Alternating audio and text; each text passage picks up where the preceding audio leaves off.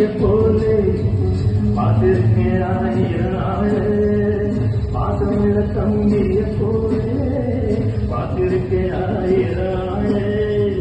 அப்போதும் இப்போதும் ஏச்சா எப்போதும் செல்லாது காஞ்சா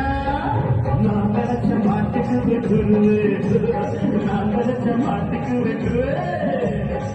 கதையோ ஓரங்க எல்லாரும் பாம்பு ஒரு காலிந்த பாம்பரையும் என்பாரோ அட்டுக்கோட்டாமாறு அட்டுத்தானமாறு